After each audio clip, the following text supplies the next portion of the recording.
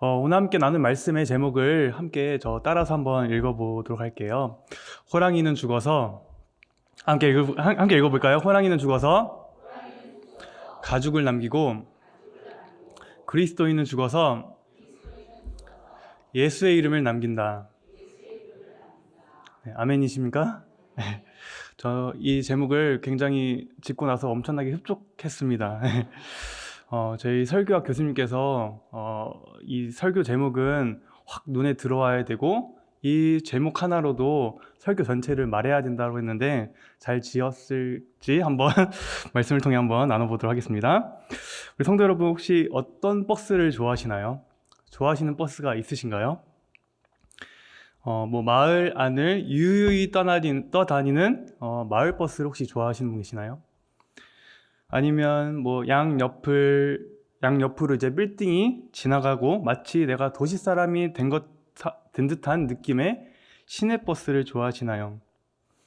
아니면 서서 춤도 추고 추억과 설렘을 안겨다주는 관광버스를 좋아하시나요? 네. 네. 참고로 우리 이장규 목사님 딸 주담이는 그 타요버스의 누리를 좋아한다고 합니다. 네. 저는 개인적으로 옴니버스를 좋아합니다. 네. 사실 유식한 개그인데 좀 있어 보이는 개그 하려고 했는데 아무도 안 웃으시네요, 역시. 네. 네. 옴니버스는 보통 소설이나 영화의 스토리를 전개하는 형식으로 많이 사용돼요. 옴니버스는 무슨 뜻을 갖고 있냐면 앞글자의 두 글자인 옴니라는 말은 모든, 어디에서나 모두를 위한 뜻을 갖고 있어요. 즉 옴니버스는 모두를 위한 어디에서나 탈 수 있는 버스라고 할 수 있어요. 이것이 이야기 형식으로 들어올 때 굉장히 흥미로운 장면으로 나타납니다. 제가 군대 초기에 항상 가슴에 이렇게 포켓 성경을 넣어놓고 힘들 때마다 읽다 보니까 성경을 삼독을 하게 되더라고요. 그런데 참 사람이 간사하다고 느꼈던 게 말년이 되면서 마음에 여유가 생기니까 성경을 봤을까요? 다른 걸 봤을까요? 네, 당연히 다른 것을 찾게 되더라고요. 그러다가 읽게 된 책이 요즘에 시중에서도 좀 잘 보이기도 하는 것 같은데 나미야 잡화점의 기적이라는 책이 있어요. 이 책이 방금 말한 이 옴니버스 형식으로 된 책이에요. 저는 정말 이 책을 읽으면서 충격을 먹었던 게 보통의 책은 주인공이 있고 그 주인공에 대한 이야기로 쭉 진행을 하는데 이 책은 파트마다 주인공도 다 다르고 주변 환경도 다 다른 거예요. 책 안에 다양한 책들을 뭔가 넣어둔 느낌이었어요. 그런데 계속 책을 읽다 보니까 어느 순간 깨닫게 되는 것이 있어요. 분명 주인공도 다 다르고 환경도 완전히 다른데 다 같은 이야기를 향해 갖고 있네? 뭔가 다 달라 보였는데 결국 모두 똑같은 이야기를 하고 있었네? 라는 것을 깨닫게 됩니다. 이것이 옴니버스 형식의 묘미라고 할 수 있어요. 오늘 본문에서도 그 묘미를 느낄 수 있을 것 같아요. 오늘의 본문은 하나가 아닌 다른 두 개였습니다. 그리고 이 다른 두 개의 절은 한 사람의 고백이 아닌 다른 두 사람의 고백입니다. 다른 두 개의 본문이면서 다른 두 사람의 고백인 것입니다. 자, 그럼 오늘 본문 첫 번째에서 고백하는 사람은 과연 누구일까요? 우리 사무엘상 17장 45절을 다시 한번 읽어보겠습니다. 시작. 다윗이 블레셋 사람에게 이르되 칼과 창과 단창으로 내게 나아오거니와 나는 만군의 여호와의 이름 곧 내가 모욕하는 이스라엘 군대 하나님의 이름으로 내게 나아가노라. 아멘. 누가 고백하는 것이죠? 네, 맞습니다. 맨 앞에 나와 있죠? 다윗이 고백하는 말입니다. 자, 그러면 오늘 본문의 두 번째에서 고백하는 사람은 누군지 함께 다시 우리 20장 42절을 읽어보도록 하겠습니다. 시작. 요나단이 다윗에게 이르되 평안히 가라. 우리 두 사람이 여호와의 이름으로 맹세하여 이르기를 여호와께서 너 사이에 계시고 내 자손과 내 자손 사이에 계시리라 하였느니라 하니 다윗은 일어나 떠나고 요나단 성읍으로 들어가니라. 아멘. 네, 이 본문은 누가 지금 고백을 하는 거죠? 네, 요나단이죠. 그런데 서로 다른 이 두 사람, 다윗과 요나단 고백 속에는 공통점이 있습니다. 혹시 찾으신 분 계시나요? 네. 어떤 공통점이 있나요? 숨은 그림 찾기 같죠, 뭔가. 뭐가 있죠? 네, 맞습니다. 여호와의 이름, 하나님의 이름입니다. 서로 다른 두 사람의 고백 중 공통점은 하나님의 이름에 대한 고백인 것입니다. 지금 본문을 쭉 이어나서 각 다른 본문이 마치 이어진 이야기처럼 보이시겠지만 사실 이 두 본문은 시기상 좀 떨어져 있어요. 이어져 있는 이야기가 아니라는 것이죠. 제가 왜 이 이야기를 하냐면 다윗과 요나단 각자가 고백한 하나님의 이름, 여호와의 이름이라는 것이 어떤 주고받는 형식, 예를 들어서 어린이 동요 중에 우리 집에 왜 왔니? 왜 왔니? 하면 뭐라고 대답하죠?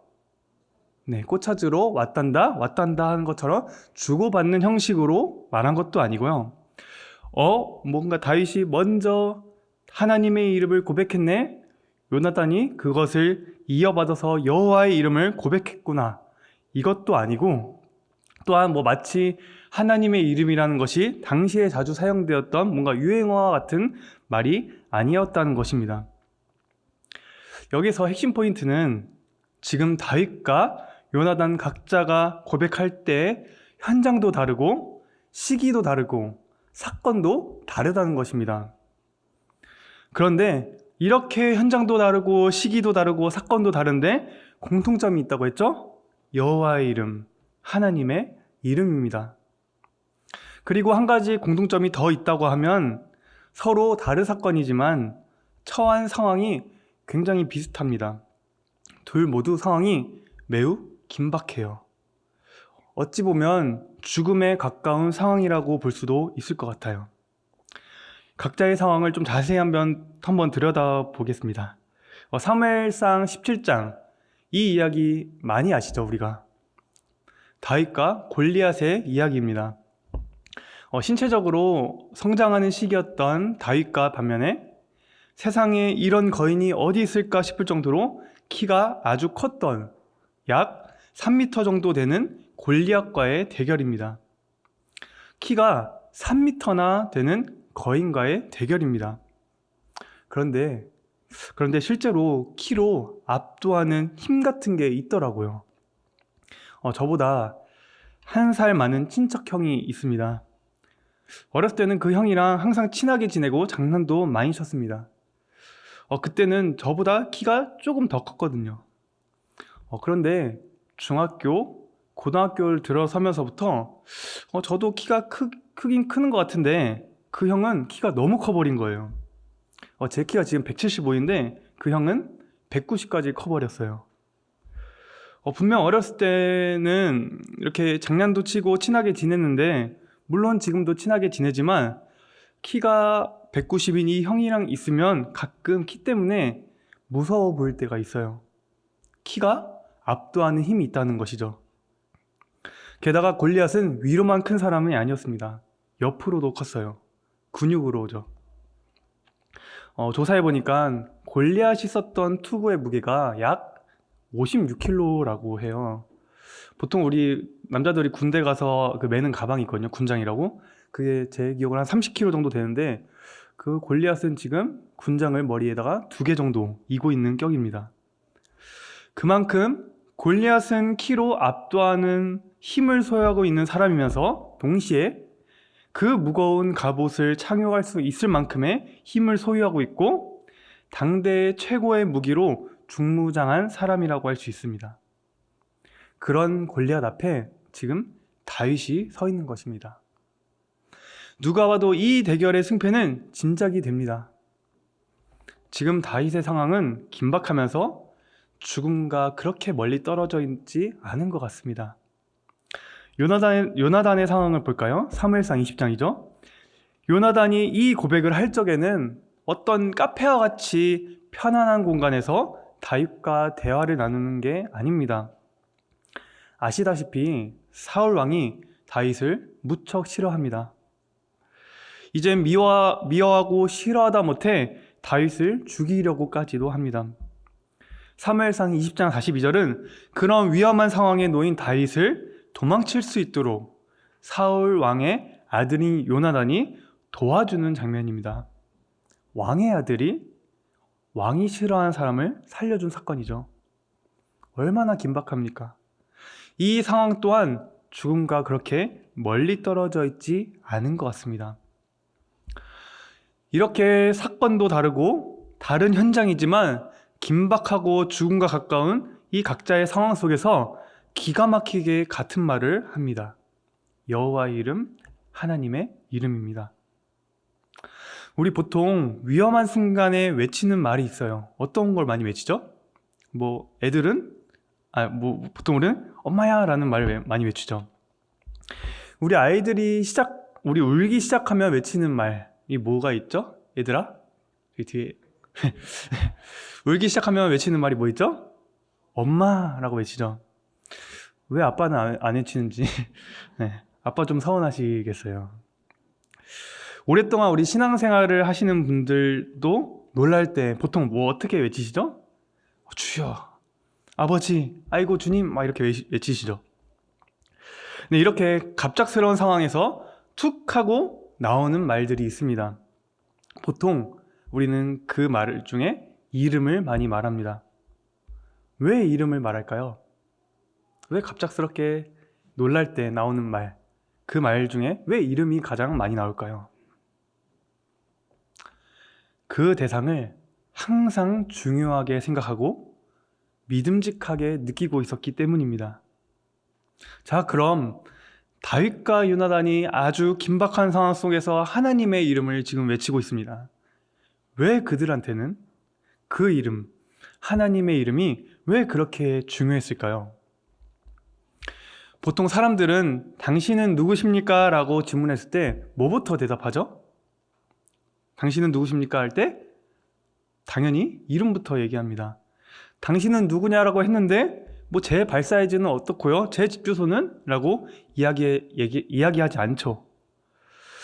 이름은 곧 그 사람의 정체성을 담고 있기 때문에 이름을 가장 먼저 얘기합니다.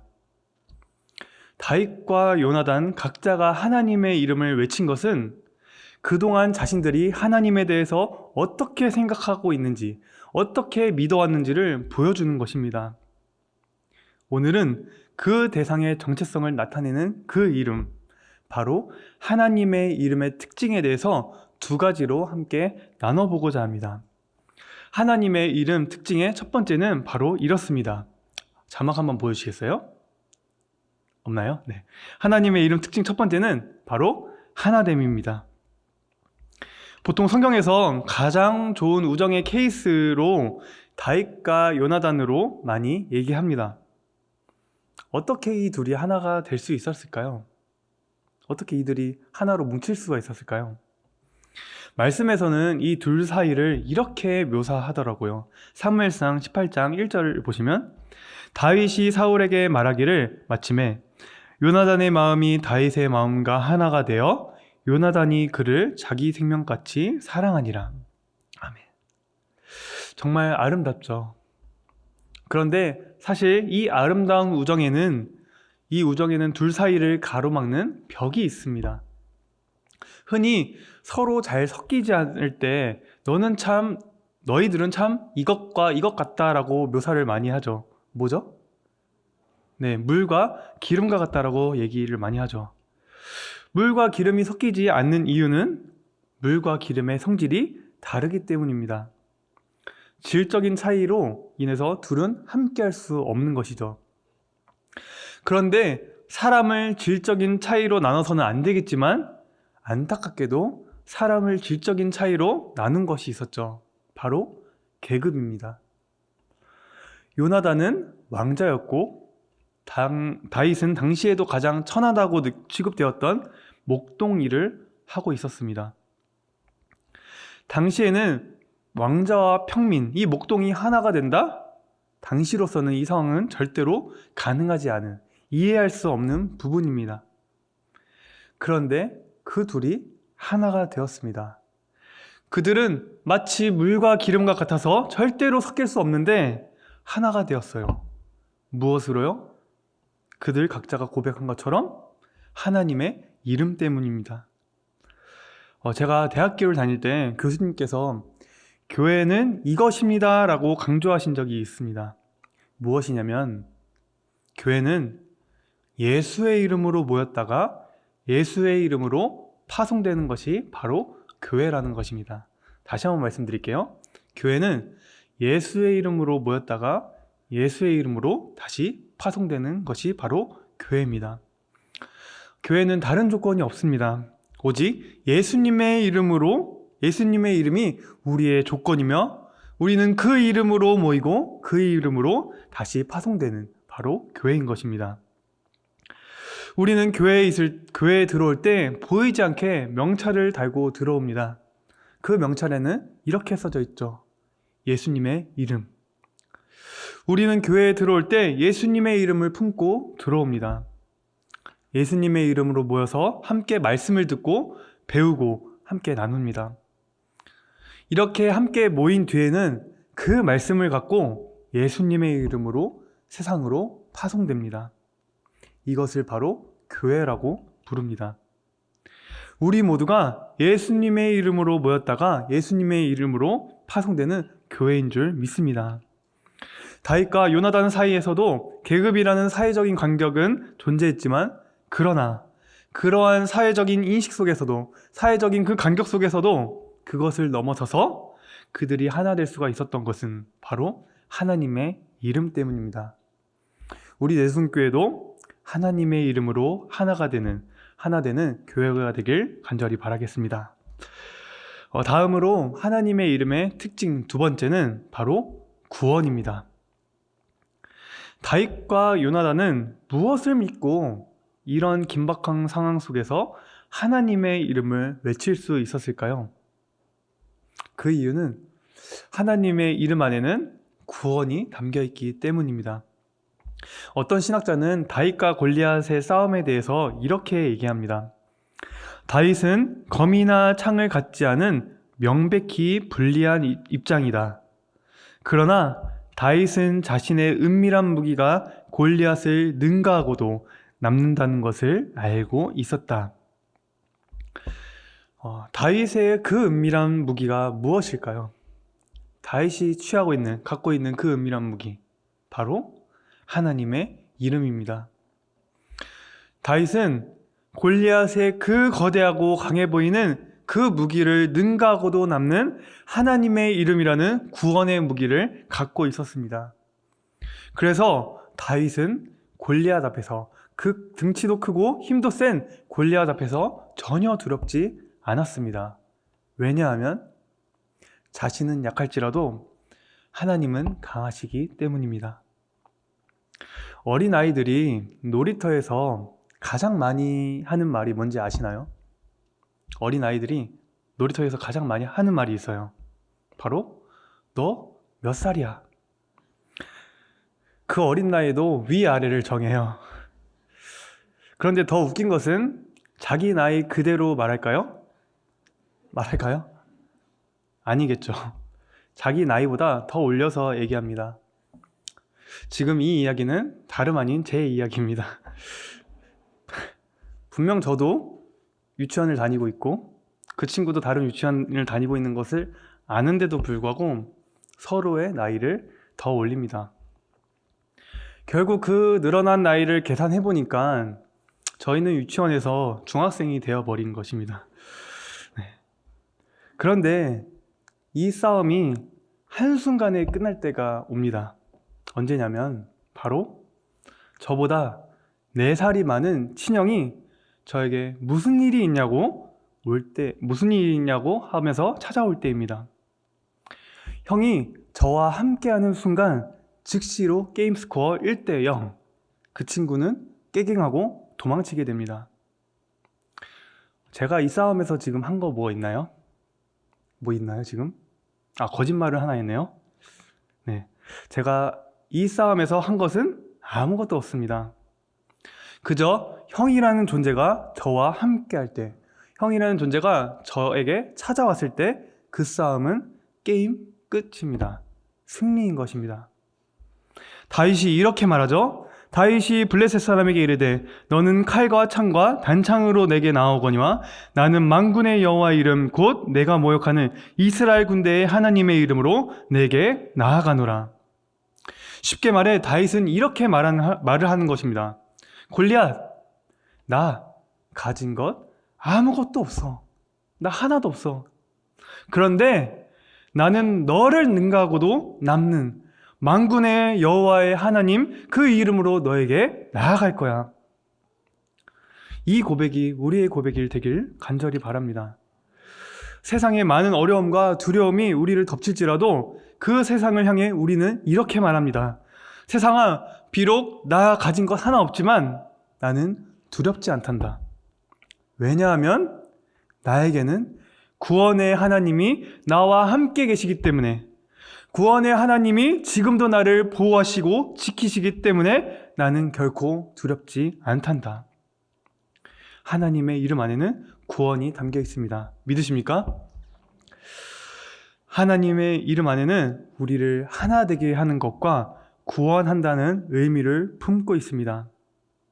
자, 그렇다면 그럼 하나님의 이름을 품고 계시는 우리 성도님들은 이제 앞으로 어떻게 살아가시겠습니까? 우리는 앞으로 어떻게 살아내야 할까요? 그 적용점을 다윗의 고백에서 좀 더 찾아보고자 합니다. 사무엘상 17장 아까 전에 보았던 것처럼 다윗과 골리앗의 이야기입니다. 이 싸움에서 어찌 보면 사람들 눈에는 다윗이라는 사람 그 자체가 주목되는 사건이라고 할 수 있을 것 같습니다. 다윗을 떠올리면 자연스럽게 다윗과 골리앗이 떠올리는 것처럼 말이죠. 그러나 다윗은 이 싸움을 자신에게 돌리지 않고 오직 이 싸움에서 드러나야 할 분, 하나님의 이름을 고백합니다. 이 고백은 다윗이 현대를 살아가는 우리에게 마치 이렇게 말하는 것 같습니다. 현대를 살아가는 그리스도인 여러분, 저는 저렇게 키도 크고 힘도 센 골리앗과 싸우는데 저는 이 모든 싸움의 과정과 결과를 저에게로 돌리지 않겠습니다. 이 모든 것을 하나님께서 하실 것이고 이 모든 것을 통하여 영광받아야 할 분은 제가 아닌 오직 하나님 한 분이십니다.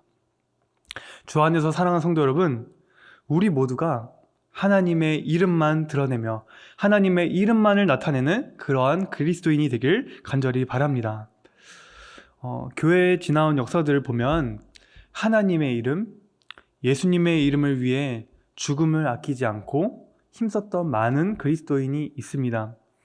먼저 존 칼빈이라는 신학자에 대해서 잠시 나눠보고자 하는데, 칼빈은 종교개혁에 아주 큰 공헌을 한 인물로 뽑힙니다. 그런데 수업을 듣다가 교수님께서 이 칼빈의 생애에 대해 말씀을 해주시는데 새롭게 알게 된 사실이 있어요. 칼빈은 1563년에 세상을 떠나게 되어요. 여러 질병에 시달리다가 과로사했다고 볼 수 있는데요. 칼빈의 무덤은 알려져 있지 않습니다. 왜냐하면 본인의 이름이 알려지는 것을 칼빈이 원하지 않았기 때문이죠. 칼빈은 자신의 이야기를 많이 하는 것이 복음이 증거되고 하나님의 뜻이 나타내는 것에 방해가 될 것이라고 생각했기 때문에 그 무덤을 짓는 것을 기피했다고 합니다. 그래서 무덤을 특별하게 만들지 않기로 했다고 합니다.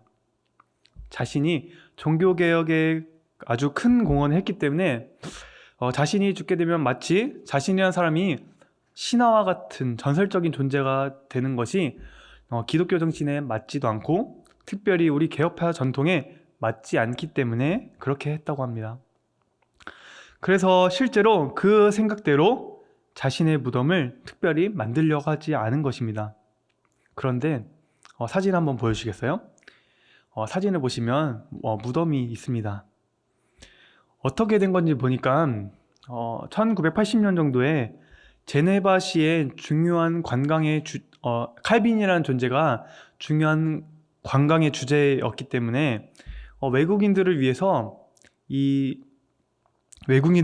수소문해가지고 칼빈의 무덤을 찾다가 공동묘지에 있다라는 기록을 추정한 것입니다. 무덤을 찾다가 아주 초라하게 저렇게 구석에 이 돌 비석이 발견된 것입니다.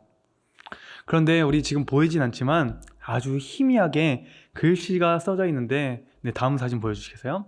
네, 뭐라고 써져 있냐면 JC라고 써져 있습니다.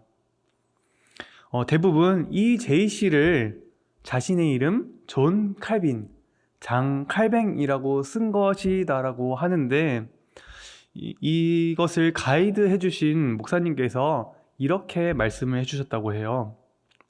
이것은 존 칼빈, 장 칼뱅이 아니라 칼빈이 그토록 말하고 싶고 자신을 드러내지 않으면서 오직 드러내고 싶었던 한 가지의 이름, 지저스 크라이스트, 바로 예수 그리스도였다라고 합니다. 우리와 가깝게는 양화진의 외국인 선교사 묘원이 있습니다. 그곳에는 우리가 잘 아는 언더우드 선교사님, 아펜젤러 선교사님 등 수많은 선교사님들이 안장되어 있습니다. 그런데 그곳에는 언마크드, 이름 없이 안장되어 있는 여러 묘가 있습니다. 이 묘에 계신 분이 누군지는 모르지만 아마 이분 또한 자신의 이름이 어떠하든, 자신의 이름이 드러나지 않을지라도, 자신의 이름이 없을지라도 오직 예수님의 이름만이, 예수 그리스도의 이름만이 남기를 바라며 그분만을 전했을 것이라 생각합니다. 사도 바울이 최후가 될 수 있는 예루살렘에 오르기 전에 에베소 장로들을 불러 모아 이런 유언과 같은 설교를 합니다. 사도행전 20장 24절, 내가 달려갈 길과 주 예수께 받은 사명 곧 하나님의 은혜의 복음을 증언하는 일을 마치려 하면은 나의 생명조차 조금도 귀한 것으로 여기지 아니하노라. 사도 바울은 이렇게 고백한 후에 이름도 없이 빛도 없이 예수 그리스도를 위하여 나아갑니다. 말씀을 마무리하고자 합니다. 사랑하는 성도 여러분, 호랑이는 죽으면 가죽을 남긴다고 합니다. 그리스도이신 우리 성도 여러분들은 앞으로 무엇을 남기시겠습니까? 재산을 남기시겠습니까? 아니면 명예를 남기시겠습니까? 호랑이는 죽으면 가죽을 남기지만 그리스도인은 죽으면 예수의 이름을 남겨야 합니다. 마지막으로 고린도전서 5장 10절 말씀을 함께 읽고 말씀을 마무리하고자 합니다. 함께 읽겠습니다. 시작. 그러나 내가 나된 것은 하나님의 은혜로 된 것이니 내게 주신 주 은혜가 헛되지 아니하여 내가 모든 사도보다 더 많이 수고하였으나 내가 한 것이 아니요 오직 나와 함께 하신 하나님의 은혜로라. 아멘. 하나님의 은혜 없이는 절대로 살아갈 수 없는 우리라는 존재에게 은혜를 베풀어 주신 그 주님 앞에 감사하면서 우리의 삶을 통하여 드러나야 할 분, 나타나야 할 분, 오직 예수 그리스도. 예수의 이름, 우리를 하나 되게 하고 하는 그 이름, 우리를 구원하는 그 이름, 오직 예수 이름, 예수님의 이름만을 드러내는, 나타내시는 우리 모든 성도님들 되시길 간절히 바라겠습니다.